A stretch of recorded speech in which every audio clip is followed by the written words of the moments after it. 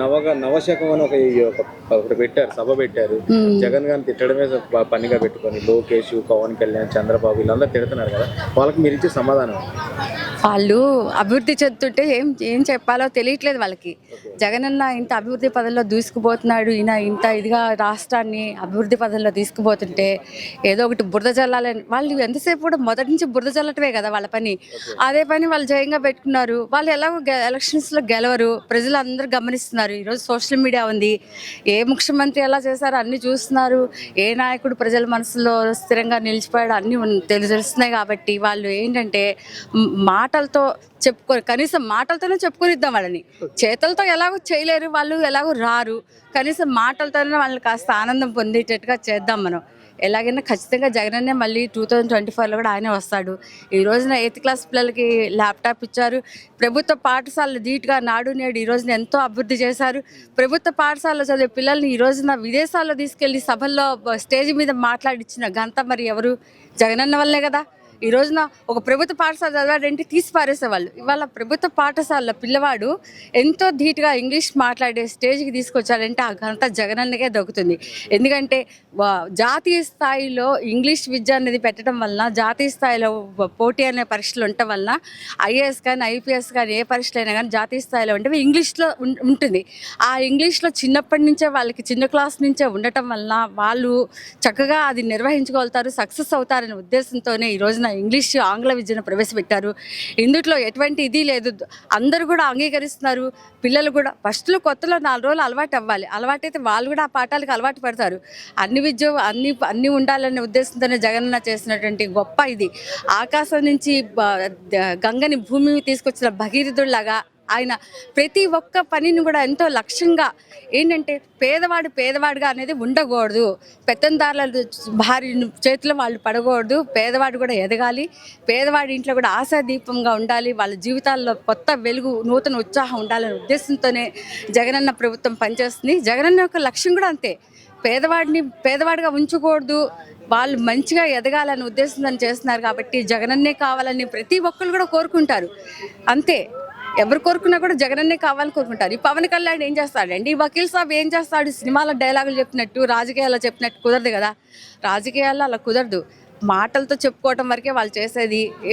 ఆయన పార్టీ మీద ఆయనకే ఇది లేదు, స్థిర నిశ్చయం లేదు, ఆయన ఎవరికి టికెట్ ఇవ్వాలో కూడా తెలియదు. ఆయన గెలుచుకుంటే ఆయనే ముందు గెలవలేడు, ఇంకా వేరే వాళ్ళ సంగతి ఆయన ఇంకేం పెడతాడు ఆయన అభ్యర్థుల్ని. మొత్తం మాకు సర్వేలు వచ్చినాయి, రిపోర్ట్స్ వచ్చినాయి అని చంద్రబాబు అంటున్నారు. 160 సీట్లు మాకే వస్తున్నాయి, పులివెందుల్లో కూడా జగన్ ఓడిపోతున్నారని చెప్పి కామెంట్ చేస్తున్నారు. నిజంగా అలా జరగబోతుందా?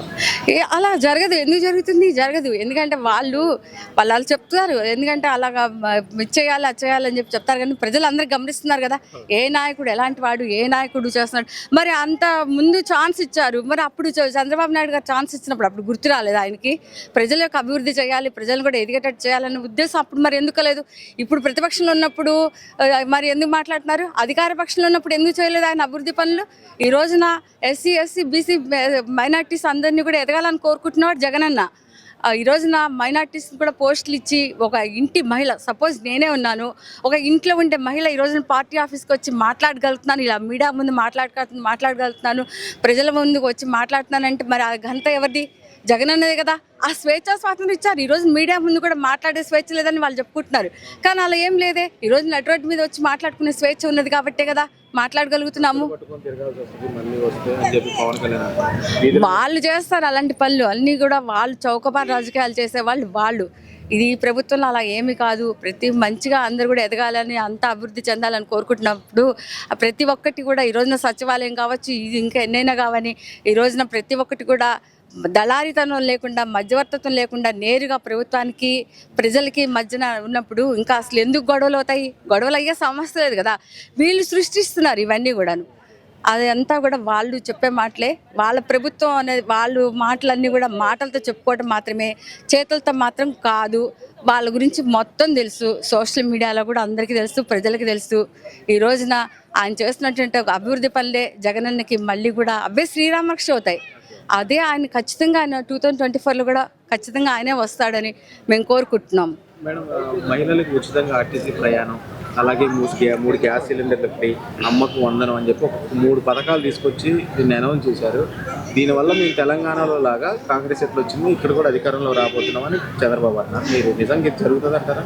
అది వాళ్ళ ప్రభుత్వం రాదు కదా, వాళ్ళకి వాళ్ళ ప్రభుత్వం అధికారంలో అప్పుడు మహిళలు గుర్తు రాలేదా? ఆ రోజున మహిళలు గుర్తు రాలేదా అంటా నేను.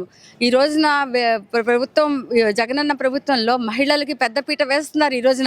ఈ రోజున వంటింట్లో ఉండే మహిళలు కూడా పెద్దపీట వేసి రాజకీయాల్లో కూడా ఎదగాలి, సామాజికంగా, రాజకీయంగా, ఆర్థికంగా కూడా స్త్రీ ఎదగాలి అనే గొప్ప మనసుతో ఒక గొప్ప తపస్సులా పెట్టుకుని చేస్తున్నటువంటి జగన్మోహన్ రెడ్డి. ఆయన తప్పిస్తే చంద్రబాబు నాయుడు గారు ఏం చేశారని చెప్పి మహిళల్ని ఎస్సీ కానీ ఎస్టీ కానీ మీకెందుకు రా చదువులు అన్నారు, తోక కట్ చేస్తా అన్నారు, ఎంతో రకంగా కించపరుస్తూ మాట్లాడారు. మీకు చదువు లేని వాళ్ళు మీకు రాజకీయాలు ఎందుకన్నారు, మైనార్టీస్కి అయితే ఎంతసేపు ఉగ్రవాదులు తీవ్రవాదులు అన్నారు. మరి అలాంటి వాళ్ళని నాయకుడు కావాలని ప్రజలు ఎవరు కోరుకోరు కదా.